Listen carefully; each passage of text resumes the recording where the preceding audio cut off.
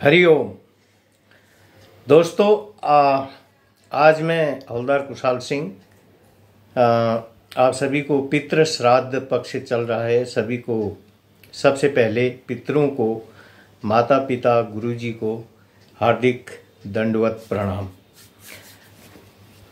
दोस्तों, आपने गांधी जयंती के शुभ अवसर पर हमारे अरेवा के जो जनरल सेक्रेटरी बीटी नायर साहब यानी भी तुलसी नायर साहब, सूबेदार एक्स साहब का भी जो वीडियो देखा होगा, सुना होगा। इसी तरह के पहले भी वो नाम लेकर के वीडियो जारी कर चुके हैं यूट्यूब फेसबुक में। ये कोई नई बात नहीं है। मैं उनकी इज्जत करता हूँ, उन्हें सम्मान देता हूँ उनका, क्योंकि वह एक मेहनती संघर्षशील इंसान है और मैं हमेशा चुप रहा, उनकी तारीफ ही करते रहा। लेकिन अब एक लोकतांत्रिक देश के अंदर ज़्यादा चुप रहना भी गुलामी की मानसिकता को दर्शाता है।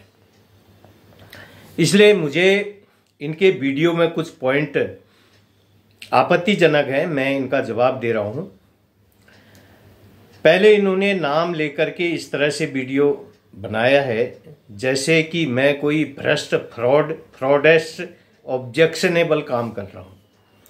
इन्होंने कहा कि ये इंसान ऐसा है, ये वो है, ये है। चलो, मैं सब इस चीज़ को स्वीकार करता हूं, एक्सेप्ट करता हूं। लेकिन आपत्तिजनक बात यह है कि जब मैं वीडियो में मैंने जब कह दिया, मैं प्रत्येक का साथ, प्रत्येक का विश्वास और प्रत्येक का प्रयास के साथ सबका, प्रत्येक का विकास के एजेंडे पर मैं असम राइफल के लिए काम कर रहा हूं।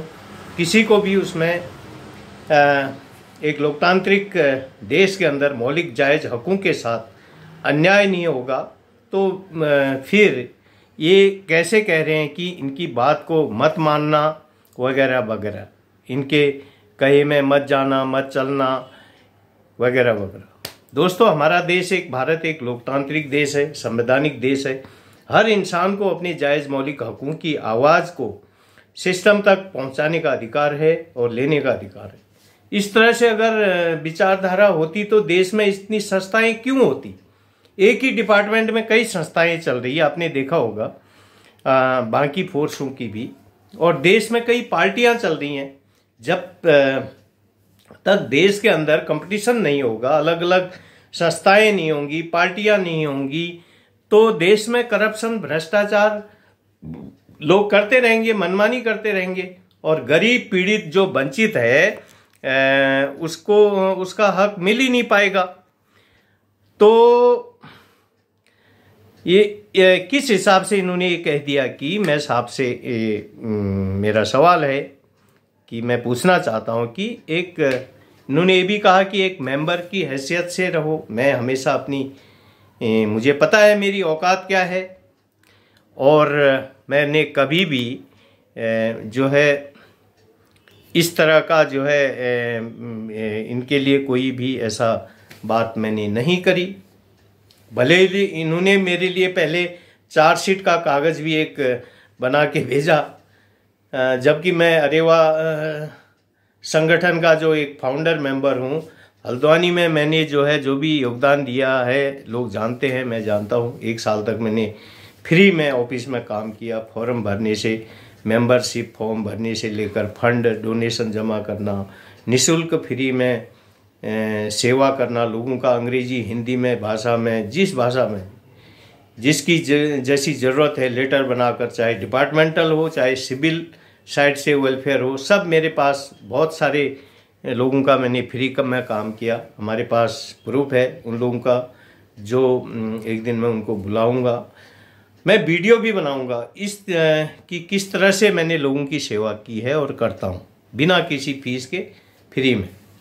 यहाँ से लेकर अल्मोड़ा, रानीखेत, लोहाघाट, चंपावत, पिथौरागढ़ के लोगों का भी मैंने काम किया है, ऑनलाइन काम करके दिया है, और बहुतों का काम हुआ है, चाहे अरेसा संबंधित हो, डिपार्टमेंट संबंधित हो।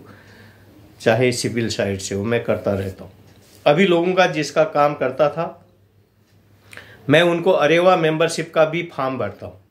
और बहुत सारे ये सेक्रेटरी को पता है लोगों का, मैंने इस तरह से फॉर्म भरा, उनका काम किया, फिर फॉर्म भरा। और कोई अभी आता है तो अभी भी करूँगा।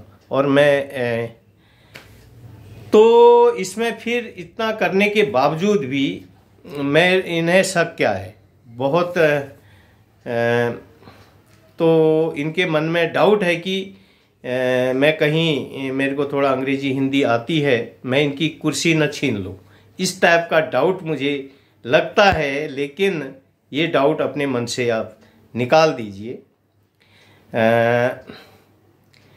तो ये लोभ लालच वाला इंसान नहीं हूँ मैं। और अपने वीडियो में मैंने यह भी कहा कि मेरे से इन्होंने ये भी कहा कि जनरल सेक्रेटरी का चार्ज मांग रहा था। किसी भी बात को कहने का एक लॉजिक फैक्ट होता है, लॉजिक होता है, ट्रूथ होता है। तो ये सही बात है, मैंने इनसे कहा था, क्योंकि इसलिए कहा था कि काफ़ी दिन से ये कह रहे थे कि मेरे वीडियो के माध्यम से ये कह रहे थे मेरे घुटने में तकलीफ है, मेरी आंख में तकलीफ है, कोई चार्ज लेना चाहता है, कोई मेरे को आदमी नहीं मिल रहा है। तो मैंने कहा कि यदि आपको तकलीफ है तो आप मुझे कुछ समय के लिए चार्ज दे सकते हैं जनरल सेक्रेटरी का, आपका काम नहीं रुकेगा। और मैं तो जनरल सेक्रेटरी क्या, मैं जो और सेक्रेटरी, डिस्ट्रिक्ट सेक्रेटरी को भी मैंने कहा कभी भी ऐसा फिर आने के बाद आपका काम हो जाएगा तो आप चार्ज ले लेना। तो असम राइफल के लोगों के जायज़ हित और हक के लिए जो परिश्रम, सेवा, शौर्य, बलिदान उनका वास्तविक है, मैं उसके लिए काम करूंगा। ऐसा कुछ नहीं है, मुझे कोई लोभ लालच नहीं। जब चाहे आप दे सकते हैं मुझे चार्ज, जब चाहे ले सकते हैं। क्योंकि मेरा ये है कि असम राइफल में बहुत ज़्यादा विविधता है, तो विविधता में जो एकता से सबके हितों का ध्यान रखते हुए हमें कार्य करना होगा। और सर्वे भवन्तु सुखिनः, सर्वे सन्तु निरामया, सर्वे भद्राणि पश्यन्तु, माँ कश्चित् दुख भाग भवेत्। तो इस परंपरा में मैं चलता हूँ। और लेकिन आपने कहा हल्द्वानी आने पर मेरी फोटो भी, वीडियो भी बना रहा था, इसके में मुझे हंसी आ रही है। जनरल सूबेदार साहब, भीटी साहब, नायर साहब के जो इस जनरल सेक्रेटरी साहब के इसमें आपने देखा होगा, देश का राष्ट्रपति, प्रधानमंत्री कहीं विजिट में जाता है तो बहुत सारे पत्रकार, जर्नलिस्ट लोग उनकी वीडियो बनाते हैं, उनके पेपर में छपती है वो वीडियो, मतलब उनकी समाचार सोशल मीडिया में वीडियो, यूट्यूब, फेसबुक में लोड होते हैं। तो इसमें आप भी एक पद में है, एक जनरल सेक्रेटरी का पद, इतना पूरा फंड को आप डील कर रहे हैं, वो कर रहे हैं, तो आपका वीडियो यूट्यूब में अपलोड कर दिया तो इसमें क्या बुराई थी? उसमें आपका कोई ऐसा जिसमें आपके ऊपर लोगों ने करप्शन का आरोप लगाया, ऐसा वीडियो तो हमने ऑडियो कभी लोड नहीं किया। तो आपने कहा हमारे पास स्पेशल फ्रंटियर फोर्स का लेटर पड़ा हुआ है, हम उसके हिसाब से भी लोगों को बेनिफिट दे सकते हैं। तो आपने आज तक तो जो आपके कार्यकर्ता हैं जिन्होंने शुरू से मेहनत की है अरेवा संगठन को फाउंडेशन बनाने में, और वह खुद संगठन संस्था बनाने में जो है उनकी तो कभी आपने मदद की नहीं कि भाई तुम्हारी पेंशन कितनी आ रही है, तुम भाई, हाँ, जो आप हेड हैं, आपका शिलोंग में आपके पास फंड है, सब कुछ है आपका, आप जनरल सेक्रेटरी साहब हैं, तो आपके जो है जग होगा 2-4 बाबू लोगों के से, तो शिलोंग में भी तो उस लेटर के मुताबिक अगर होता है तो आप हमारा करा देंगे, तो हम जो है फिर लोगों का हम जो जायज़ होगा हम कराने के लिए आपके निर्देश के अनुसार हम काम करते, आपको सहयोग देते। तो भाई जब जो है हमने 1 साल तक जो फॉर्म भरने का काम किया, ऑफिस का काम किया, डोनेशन का काम, मीटिंग के दिन मीटिंग हॉल की व्यवस्था भी मैंने ही करी थी, सेक्रेटरी को पता नहीं था, वो ढूंढ रहा था मीटिंग कहाँ करें, तो मैंने ही हॉल की व्यवस्था करवाई। तो यहाँ पर जो है मीटिंग के माध्यम से हम एक दिन में जो है हर मीटिंग में जब कभी होती थी 30, 40, 50 मेंबर तक वहाँ बनाते थे। इसके अलावा लोकल में जा कर के मेंबर बनते थे, अपना खर्चा। और आपको पता है ऑलरेडी पहले हम दिल्ली में जब रामला ग्राउंड में था उस टाइम भी जो है 1000 रुपये डोनेशन दिया था, और 1500 जो है ऐसे हम मीटिंग में मैं भी देते रहता था। सभी बहुत सारे लोग देते थे, 200, 300, 400 जैसा जब कभी मतलब कम हुए तो 200 भी दे दिया। 200 से कम तो हमने कभी मीटिंग में दिए नहीं। 500 ज़्यादातर दिए, फिर एक बार 1000 दिए। बाकी अपनी मेंबरशिप हमने रिन्यू की है, मेंबरशिप ली, तो काफ़ी पैसा अब हमारी पेंशन ही की है। हर जगह जो है हम फाइनेंशियल सपोर्ट करते हैं आपको। अब तो कहने का मतलब यह है कि पंजाब के लिए भी मैंने जो है अभी डोनेशन के लिए 500, इस बार 500, पिछले दिल्ली के लिए 1000 भले दिए हों, लेकिन इस बार 500 दिए। और तो आपने ये कहा कि स्पेशल फ्रंटियर फोर्स का जो लेटर है उसके हिसाब से हमारा जायज़ हक मिल सकता है, तो आपने अपने कार्यकर्ताओं को ही नहीं दिला सके। तो उनको ज़रूरत है, हालांकि एक मकान है रहने को, उसको रिपेयर भी करना पड़ता है, पुताई भी होती है। एक बार पुताई के लिए इतना खर्चा चाहिए, 1 लाख से ऊपर खर्चा आता है एक बार मकान ही पुताई। तो 10-12 हज़ार बेसिक पेंशन में वो हम कैसे गुजारा करेंगे, जबकि एक अपनी जवानी के अमूल्य क्षणों को हमने जो है असम राइफल की सेवा में हमने किया है, देश सेवा में। तो अभी अब 60 साल उम्र भी हो गई है, अब क्या हम कर सकते हैं। तो हमारा जो जायज़, हम कोई नया हमारा डिमांड है नहीं, जो जायज़ है वो मिलना चाहिए। सपोज अभी नया का जो के बराबर तो पुराने का कैसे करना चाहिए। अभी सपोज नया आदमी 20-22 साल सर्विस में 42-44 हज़ार बेसिक ले रहा है, तो उसकी आधी उसकी बेसिक पेंशन होगी 20-22 साल में, तो 21-22 हज़ार रुपये उसकी बेसिक होगी। तो पुराने का जो है जिनकी 10-12, 12-13 बेसिक आ रही है, उनको उस कैटेगरी, उस क्राइटेरिया में लाया जा सकता है रिवीजन करके, क्योंकि एक जैसी पेंशन के बराबर पुराने का भी नए के बराबर पेंशन उसका जायज़ हक है। नए का बिल्कुल मतलब अपने हिसाब से आ रहा है, वो सभी पैरामिलिट्री फोर्स का उस हिसाब से आ रहा है। तो अभी तो इस हिसाब से भी नहीं हो पा रहा है। कहने का मतलब है कि जब वो सपोज अभी 22 साल में एक ऑन सर्विस में 44 हज़ार बेसिक पे ले रहा है एक जवान हवलदार जो भी है, तो वो अगर 20-22 साल में पेंशन आता है तो उसकी जो अगर 44 हज़ार है तो उसकी आधा 22 हज़ार पेंशन बेसिक बनती है। और हमने देखा है बहुत से लोगों की है, बन रही है, ठीक है, जायज़, फिर भी जायज़ है। मतलब एमओडी के बराबर वो 86 से पहले उस हिसाब से तो नहीं है, फिर भी सेटिस्फाइड है। मतलब अगर 20-22 साल में उसकी 22 हज़ार बेसिक 21-22 आ रही है तो वो हमें सेटिस्फाइड है। लेकिन हालांकि एमओडी की एक हवलदार की 20-22 साल के हवलदार की जो बेसिक पेंशन 22-23 हज़ार प्लस उनको एमएसपी भी मिलता है, तो उनकी बेसिक 25 से भी ज़्यादा ऊपर जाती है। तो उस हिसाब से हम उनसे कंपेयर नहीं कर सकते। 86 से पहले भी कंपेयर नहीं था, 5 रुपये का फर्क था। तो इस चीज़ को ना रिवीजन में ठीक करने के लिए संगठन के तरफ से, नेतृत्व की तरफ से कोई कदम उठाया गया कि भाई जो नए के बराबर नए का क्या पे चल रहा है, उस हिसाब से उसकी पेंशन क्या आ रही है, उस हिसाब से पुराने का एडजस्ट करें। तो बाकी ये एमओडी का ये भी चल रहा है, इसके लिए एमओडी हो जाता है। तो लेकिन जब तक ये नहीं होता है तब तक ये इससे भी लोगों का जो है जायज़ हक मिल सकता था।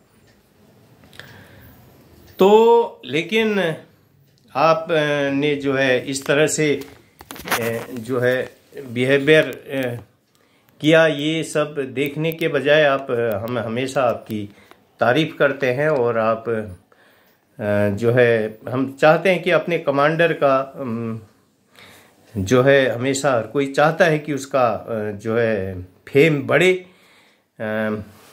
हम फिर आपके केस के अगेंस्ट भी नहीं जा रहे थे। हम ये नहीं कह रहे थे कि आपका केस गलत है। आप कह रहे कि आप जो कह रहे हो कर रहे हो गलत है, लेकिन हम कोई ये आप कहाँ पर गलत है आप इसका विस्तार पूर्वक आप बता सकते हैं। मैंने कहाँ कितनी आप एक ही चीज़ को इसको बार बार कहते रहते हैं, तो क्या इसका आपने हम आपके केस के अगेंस्ट में कभी नहीं गए। आपको पता है इसका क्या एजेंडा पॉइंट होना चाहिए और आपने क्या दे रखा है। या तो इस तरह से जो है हमने उसमें भी कोई हमने ऑब्जेक्शन नहीं किया है, लेकिन हमको मतलब है कि असम राइफल के लोगों को उनका जायज़ हक मिल जाए, पेंशन, वेतन, प्रमोशन, भूतपूर्व सैनिक सुविधा का जो उनका, हमने कभी भी आपके उसमें ऑब्जेक्शन नहीं किया। तो सभी का ये जायज़ मौलिक हक है। अगर सीएपीएफ के जैसे बाबू लोगों का भी उनका सीएपीएफ के अंदर अगर एडमिनिस्ट्रेटिव स्टाफ को प्रमोशन होता है, एसआई रैंक या हवलदार सीधा होता है, तो असम राइफल में भी एडमिनिस्ट्रेटिव स्टाफ का हक है उनका। उन्होंने जो लिया है और जो लेंगे वो भी उनका। लेकिन जो जीडी है और ऑपरेशनल ट्रेड है या सिग्नल है या नर्सिंग स्टैंड है, तो उनका भी मौलिक हक बनता है कि उनको भी जायज़ हक मिले, क्योंकि एमओडी ऑपरेशनल कमांड में हम ऑपरेशन करते हैं। तो 86 से पहले इसीलिए दिया जाता था। हम ये 86 के उसमें नहीं जा रहे हैं, हम उसमें जिद नहीं, हम ये कह रहे हैं कि भाई वो जायज़ कैसे हो सकता है। उसको कभी कोई चर्चा करता नहीं शीर्ष नेतृत्व तो जो है कि उसको जो है रिवीजन के तहत उसको ठीक किया जा सकता है, क्योंकि असम राइफल हमेशा अनसूटेबल जगह माहौल इंसान के लिए दशकों तक रहना, जंगल में रहना आसान नहीं होता। एमओडी ऑपरेशनल कमांड में आपने देखा 20 साल के बाद अधिकतर लोग 25 साल, 20 साल, 30 साल के बाद वॉलंटियर रिटायरमेंट आने को मजबूर है। आपका इतना जो है आराम की जॉब होने के बाद भी आप 28 साल 27 साल में आ गई, तो जो ऑपरेशनल ड्यूटी वाला जवान कैसे करेगा, हर किसी की मजबूरी है। तो हम तो आपकी तारीफ करते हैं, और जहाँ तक ये वोट बैंक में हम ने थोड़ा बहुत सपोर्ट किया है, आगे करेंगे। लेकिन ये भी इसमें वोट बैंक में भी हम नाम तो ऐड कर देंगे, लेकिन हमारे पास लोगों के नाम हैं हजारों लोगों के, लेकिन कोई ऑब्जेक्शन नहीं करना चाहिए। भाई तुमने हमारा वोट बैंक उस वोट बैंक में क्यों कर दिया, हम कर रहे हैं। और अब लिखित तौर पे तो हम एक एक आदमी से नहीं ले सकते हैं, वोट बैंक में ज़रूर शामिल कर सकते हैं, लेकिन हम सपोर्ट भी करेंगे। लेकिन मेरा सभी असम राइफल के लोगों से आग्रह है कि अपने अपने इलाके से ये भी करें, वोट बैंक भी करें। उसके साथ साथ जो भी पार्टी के विधायक हैं, सांसद महोदय हैं, मेयर हैं, चाहे और भी कोई महत्वपूर्ण लोग हैं, डीएम साहब हैं या जो भी है, उनके माध्यम से असम राइफल की वास्तविकता समस्या को उनसे मिलकर एकजुट होकर उन्हें ज्ञापन दें, मेमोरेंडम दें, और असम राइफल के लोगों का जो जायज़ समय पर ताकि हक मिल पाए। और हमें लिंक भी बनाना होगा, और ताकि जो है बिना लिंक के ये पॉसिबल नहीं है। प्रधानमंत्री, राष्ट्रपति कोई भी अपॉइंटमेंट बिना लिंक के नहीं देगा। तो जब तक हमारे पास संबंधित लिंक नहीं होगा, इसलिए मैं जो हमारे जनरल सेक्रेटरी सूबेदार बीटी नायर साहब हैं, इन्होंने मुझे दोबारा जो है वार्निंग शब्द का प्रयोग किया।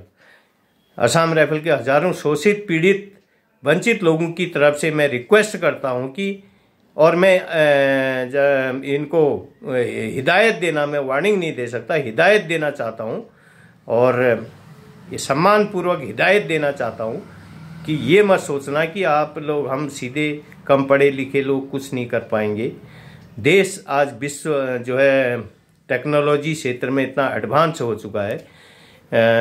हमारे हजारों पढ़े लिखे युवा अभी MOD ऑपरेशनल कमांड के अंदर आसाम राइफल में जो है देश की रक्षा सुरक्षा कर रहे हैं, और उन्हें जो है NPS के अंदर लिया गया है। कल को उनको भूतपूर्व सैनिक सुविधा नहीं मिलेगी। इतने पढ़े लिखे लोग हैं, चुपचाप बैठने वाले नहीं हैं। जब वो MOD ऑपरेशनल कमांड में देश की सेवा कर रहे हैं तो उनका भी जायज़ हक बनता है, और वो इसके लिए अपनी आवाज़ को लोकतांत्रिक संवैधानिक तरीके से सिस्टम तक ले जाएंगे, और ये मुहिम रुक नहीं सकती। इसलिए मैं जो कह रहा हूँ इसलिए कह रहा हूँ कि आपने मेहनत की है, और मेहनत का यश फेम आपको सही इनाम मिल सके, और उस हिसाब से आपके यश को जो इलुस्ट्रेट हो सके, आपका यश, आपने मेहनत किया, कल को बदनामी बेइज्जती नहीं होनी चाहिए।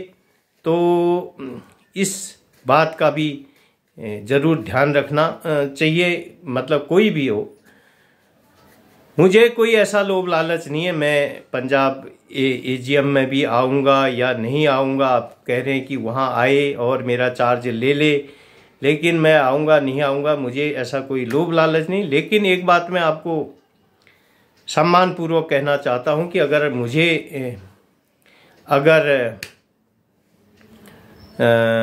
जो है अगर आप मुझे आप ऐसे कह रहे हैं आप मेरा चार्ज ले लो ये है, तो अगर आप चाहते हैं तो आप मुझे ऑनलाइन आप भेज सकते हैं डॉक्यूमेंट, और जो भी है हम आपको हमेशा आपका आप हमारे मेंटर बने रहेंगे, और आपके फेम को हम आपके यश को हम प्रयास करेंगे। आपने जो मेहनत की है, जो त्याग परिश्रम किया है, क्योंकि आपने देखा है खुद आसाम राइफल की हालत क्या थी पहले, जब आपके में खुद फादर जो है आपको बचपन में ही लेके चले गए थे ये में क्या कहते हैं 16 ईयर में, यहाँ पर आपका बखान किया गया था पिछले उसमें जो मीटिंग हुई थी। अब तो तभी हमें पता चला आपके पिताजी आपको लेकर के कब गए, आपकी क्या हालत थी। आपके पिताजी एक सामान्य उसमें थे, और हालांकि हमारे पिताजी भी उसी ट्रेड से थे जिस ट्रेड से आपके पिताजी थे। तो कहने का मतलब है कि आप कितनी परेशानी थी। देखो गुवाहाटी पहुंचने में ही जो है कितना समय लग जाता था, और खड़े खड़े ट्रेन में 7-7 दिन तक तिरुवनंतपुरम से लोग कहते थे हम भी पहुंचते, और हम भी यहाँ उत्तराखंड से 7-7 दिन का हमने भी खड़े खड़े सफ़र किया है। तो उस हिसाब से हमें कभी भी उन दुख के दिनों को नहीं भूलना चाहिए। लेकिन अगर समय पर अधिकार नहीं मिला जीवन में,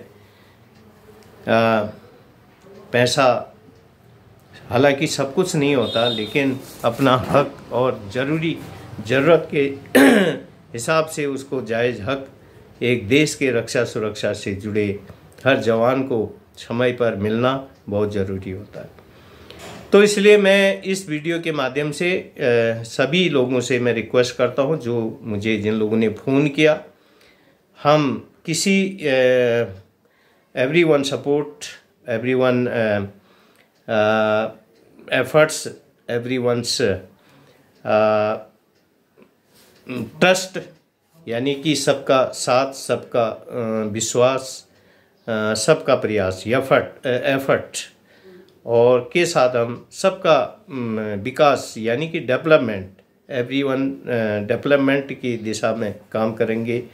और मुझे फ़ोन करते रहें आप लोग, काफ़ी लोगों ने मुझे फ़ोन किया था, कर रहे हैं, और हम जो भी वो करेंगे सभी के हितों का ध्यान रखते हुए हम इसका परामर्श लेंगे। इसके खास डॉक्टर हैं जो उनसे भी परामर्श करेंगे। हम एकदम कोई केस एडमिट नहीं करेंगे और परामर्श ले करके, लेकिन इस टाइप का जो वार्निंग इत्यादि शब्द का जो इस्तेमाल से थोड़ा मन व्यथित होता है, दुखी होता है। तो कोई भी जिस इंसान को इतने साल में कोई वार्निंग न मिली हो, कोई लिखित इस टाइप से अगर सोशल मीडिया में वार्निंग शब्द का प्रयोग किया जाए, जिसने अपनी ड्यूटी को एक अनुशासित अपने तरीके से अपने सर्विस रिकॉर्ड को सेफ रखा हो, तो उसको इस तरह से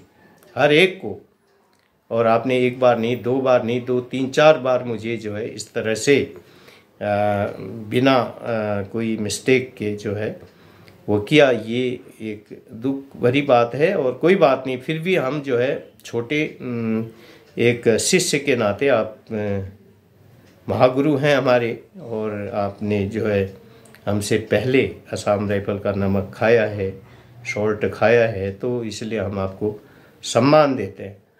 तो कभी भी हम आपके जो है त्याग, मेहनत और परिश्रम को हम प्रयास करेंगे, जो है उसको हम उस फेम को जो है हम इलुस्ट्रेट करने का प्रयास करेंगे, यदि हमको मौका मिलेगा तो बाकी इतना ही आज के वीडियो में। वीडियो काफ़ी लंबा हो चुका है, तो हरिओम।